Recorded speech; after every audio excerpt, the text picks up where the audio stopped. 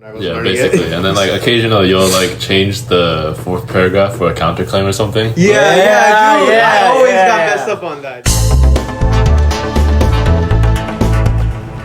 Alright, welcome to the very first and last episode of Off the Page. I'm Stanley Zhang, your host, and I'm here with An. Hello, I'm An. I'm a biology major here at UCF. I'm with Nadimul.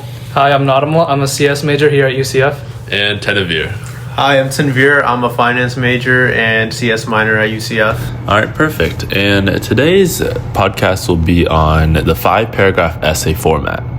And the purpose of this is to basically inform or to give some insight on what the 5-paragraph essay is, as well as what it offers as a stepping stone when you're starting out as a young writer, as well as how it kind of tends to fall off once you reach higher levels or more advanced levels of writing. This can be directed towards any young writers listening in, or any teachers that just want some opinions or insight on a bunch of college students. But before we start, do you guys remember what the 5-paragraph essay format is, though? Yes, of course I do. It's been drilled into my brain ever since elementary, like 5th grade, 6th grade. That's when we really started writing 5-paragraph. I wouldn't call them essays, but 5-paragraph papers. We'll just say that. Oh, yeah. So, Tanvir, you mind explaining to the audience in case they don't know? So how it starts is basically with an introduction. It gets a little deep, I guess, since you have to have a thesis in your introduction that you have to keep restating throughout your paragraphs. So it's the introduction, then the 3 body paragraphs, then the last one, which is the conclusion where you tie everything up together. Yeah, okay. And then like occasionally you'll like change the 4th paragraph for a counterclaim or something. I always got messed up on that, dude. Oh my goodness, I hated that part because you had to like think about the other guy when you're running an argumentative essay. Yeah, so I think just like growing up, like in elementary school, middle school, even high school, we all use that type of format. Like that's what we were just taught. That's like the standard, like the default almost, right? Yeah. Default format that we used. It was like a good starter. I even know some people who like still use that format. I actually see a lot of people use that. Yeah, I sometimes just accidentally just use it, and honestly, it's not a bad thing to use. Yeah, it's kind of a good structure to like begin with, because a lot of people don't know where to start when you're like writing an academic essay or anything. So it kind of gives you like some guidelines to follow. All right, so let's talk about like how it's useful for like young audience, like middle schoolers to like elementary. Yeah, so I feel like it's really helpful when you're at a young age, because when you're starting off writing these essays that are like 600, 700, even 1,000 words, you don't even know how to structure stuff. You have all these points in your head. You have ways you can like support the claim or have a counter against the claim, but you don't know where to put stuff. And the 5-paragraph essay or 5-paragraph format for the essays really helps because it tells you where to put stuff. Like the introduction where you put your 3 main points, you put that down there. Then you elaborate in the next 3 body paragraphs, and then conclusion, you bring it back just like I told you in the first half, right? It really helps when you're at a young age. And it just helps you, express. So you're kind of like, it's like it helps young like writers that never like wrote essays or something. Yeah. Like, Inexperienced. Yeah. It kind of like helps them, like it teaches them like structure and like organization skills. Yeah. Because when you're young, you have nothing set in your mind at that age. This is like a good stepping point into actually writing. Yeah, into professional writing something. Because like before, you're just writing a couple sentences. You're like learning the alphabet. Mm-hmm. But now you're like writing about why someone said this, how this affects us, how like future research could help us. Yeah. Dude, it's like a domino effect. It's a stepping stone, really. It's a huge leap when you learn this, because it opens the door for a large amount of opportunities. And honestly, it like teaches you like a little bit of everything, like even like citing evidence and stuff. Dude, and it builds onto that. I actually have a personal story. There was a kid in 4th grade. In 4th grade, I remember it was like really heavy on writing. I don't know why, but for me, that's what I remember. But in 4th grade, there was this transfer kid from Jordan, like in the Middle East. At the beginning of the year, he could only like, he didn't like know what to do. He was writing completely like unformatted. Like he didn't know how to write. But our teacher, she was like very insistent on like that format in like the 5-paragraph and just like writing in general, right? And by the end of the year, the kid, he could like write full on essays. Like he got like a pretty good score on the the final exam. So yeah, that's it. Yeah. But yeah, the formatting is just really helpful, really, when you're young. Oh yeah, 100%. Yeah, in fact, there was an experiment that was actually done by someone named Carolyn Hawkins, where they did an experiment to see how low successful students will be affected by the 5-paragraph essay format. You guys ever hear of that? I don't recall. Yeah. Maybe. I'm not too familiar with that, but Yeah. maybe you could just elaborate. Maybe I'll. Yeah, so the experiment basically was someone named Carolyn Hawkins gathered a bunch of 10th grader students that weren't doing the best and wanted to test their writing skills using various like writing strategies, guided assignments, and etc. One of which is the one they basically stuck with, is the 5-paragraph essay format. This one was basically tested to them, and at the end of the experiment, over 70% of the students improved on their writing, which kind of just demonstrates the growth that the 5-paragraph essay format can provide to students, even if they're like not in the best academic spot. Oh, and of course, if the audience wants to hear more about this experiment or read about it themselves, it'll be in the description in case you were wondering. Oh, Yeah. so I mean that just goes to show how helpful it is. It like really like breaks the gap between the elementary and middle school when you're like transitioning over. You use your 5-paragraph essay and you skyrocket to a really, really good writing level for middle school. Exactly. Like even if you're like not doing really well, even something like just some kind of guideline or a stepping stone, like you said, on right, kind of just like helps you develop these writing skills that you could just. No, but the Hopkins experiment, or name is really hard, but yeah, Hopkins experiment is pretty useful to see how helpful it is, really. Anyways, let's move on. So, why is the 5-paragraph essay not good anymore when it comes to like higher education or like more advanced levels of writing, like kind of like college in a way? Yeah, I think once you get to more advanced type of writing, it's seen as just like a baseline type of writing. It's not gonna. It'll at least get you like maybe a 70 because you're putting in the right information. But it's just not. You're like just not elaborating on the type of stuff that you have the potential to. So that's why I think like in college they don't really like push for you to use this type of template. They want you to use your own style. Yeah, and it kind of like makes you conform or like just follow this guideline. It's like you're kind of limited. You can't like express the type of writing because you're following this like 5-paragraph essay format. And I think that's also like you can use that as a point as to why it was so helpful. But the same point could be used as to why it's so limiting. Because when you're young, it was a way for you to express yourself. But now when you're older in college and you're thinking for yourself, you have to find a way to express for yourself instead of, going with the rubric that was taught to you. Yeah. So just as much as if it was helpful to you when you were young, it's also a limiting factor now because now you have to think for yourself. You can't just go to the books. Yeah. Because like you've been writing this like since I don't even know how long, like 5 years, even more, like elementary all the way to middle, even maybe high school, and then you get to college and your professor tells you to do like 10 sources and you can't fit it in 3 paragraphs, you know what I mean? And honestly I can't even lie, like whenever I'm just like I have brain fog or something, I go immediately sometimes just to the 5-paragraph essay because I was defaulted to that. And honestly it's still helpful as a guideline, but I build on it. Obviously I write in my own style, but I definitely take so much from it and it's been so helpful. But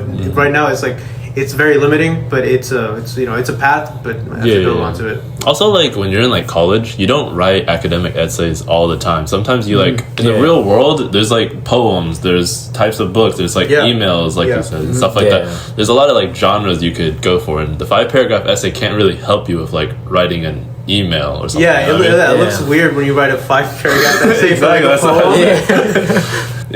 Like you ever have like a moment where you like tried using the 5-paragraph essay on like a email or some kind of other genre?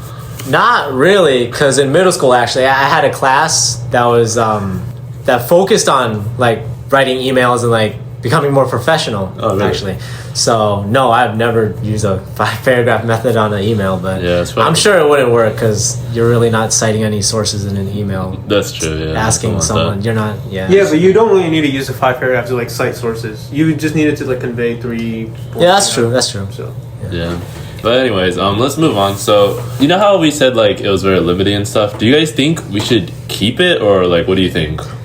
I think we should keep it just for the younger kids to have like a template because it's like it's a whole new different style of writing for them once they start writing about I don't know, World War II or something. Yeah, or something like that. Yeah. So you're saying we should keep it for like the younger audience? Yeah, but like as you get older, it's like inevitable that you start to learn that like, hey, this is getting kind of boring. Like like you don't want your writing to be like a cookie cutter style of writing. Yeah, like cookie cutter, you want to stand out from everybody else, and hopefully that lands you a job or something because your writing is so good. Yeah. So what do you think about it? Yeah. So what was the question? It was a question. Should we move away from it? Right. Should what's your opinion? Like, should we move away from it or should we keep it? Do we change it? So I mean, as many limiting factors as there is with the thing, I think we should still keep it. And there really is no point as to removing it because it's not only just a writing style for me. I read text interpreting text as like it being in that format as well. Like I expect whenever I'm reading like an article for it to be the introduction, then the 3 body paragraphs and the conclusion, which really helps me just find points within the article, like key points I need to search for. So I sometimes just like gloss over the first paragraph and find just main points, which most of the times there is. And so I don't think it should be gotten rid of at all because also, like I said before, I still use it whenever I need to and whenever like I guess I'm lazy or something and I don't want to like make up an entirely new different like writing style. I still go back to it and I still find it helpful. It's not useless. It's just like if you want the most critical thinking and most like unique like onset a unique writing style, you should deviate from it but also use it, like leverage leverage the structure, but add on to it, add your own flow to it, add your own ingredients to it. But I don't think it should be gotten rid of at all though. I see what you're talking about. Yeah. So like even in like more advanced levels of writing, you kind of like still use it as like a model kind of, but not follow it. Definitely. I think it's hard to forget about it. Oh yeah, especially like it's like something that you want to forget about, but I wouldn't want to forget about it. I mean, it's just always going to be there. It's going to be there, and honestly, I'm not mad about it. I'm happy it's there. It's nice though. Yeah. It's like if I'm falling back, if I'm like brain fog, like I said, I just fall back to it. Oh yeah, but that idea aside though, you guys have any like interesting or like memorable moments like related to the 5-paragraph essay? Yeah, I mean, when I was applying to these colleges in general, I had to write an essay, obviously, like we all do. Like the college essay. Yeah, it wasn't really in the 5-paragraph format with like the 3 body paragraphs and then conclusion and introduction. But there was a ton of like takeaways from that 5-paragraph thing where I introduction. I thought I definitely made an introduction. I listed out all my key points. I had like. Let me see how many. It was a really long essay. I think like 2 pages. So was it like a personal like essay? Or personal essay. My personal essay. My personal essay. And I basically just took away everything I could from the 5-paragraph and I added my own writing style. What about you, on? Like, how do you do that? Not really anything interesting. But in the AP Lang exam, I did basically just use the 5-paragraph essay, but with more body paragraphs. Yeah. That's what I did for my ACE. Like, exam. I mean, it may seem simple, but it just works. Yeah, I'm telling you, dude. It just works. You really just like expand onto it. It's a really good structure just to like go off of, and the more you grow, the more of a basis it gets because it's basically just a foundation, and you just keep building as more you grow and the more you learn. So how'd that exam go though? Like, what'd you get? I scored a 3. Oh, nice. Oh, nice. See, it did work. Yeah. I mean, I thought I scored a 4, but. Okay. Well, yeah. I guess. What about you, Stanley? How have you implemented the 5-body paragraph? For me, I don't know. I just remember like teachers criticizing me for using 6 paragraphs, bro. Where'd you get 6 from? No, because like what An said, like I needed more body paragraphs, so I had like 4 body paragraphs, and my teacher was like, "Why is there 4? There's supposed to be 3 or something." I just got criticized for it, so I thought that was like, I was like, damn, this is really limiting. Like actually. Yeah, I can see it in that sense when you just like need to express a lot, but like at that point you can just make your paragraphs longer, right? Like your body paragraphs just longer. Honestly, I think when I was in high school in my like freshman sophomore year, and I was taking those writing tests for like English, Dude, I just remember writing a whole page, and that whole page is like just one body paragraph. Oh, yeah, wow. it was like it was Wow. crazy. That one page was like I was yapping the entire time. It was that one page. It was one body paragraph. No, that was literally me for like the introductions. You guys ever had like the really long introductions or no? Yeah, because you had to fill out like a word count, and like I would do that with my introductions. I would like make my thesis 3 sentences long. My every key point would be like 4 sentences long too.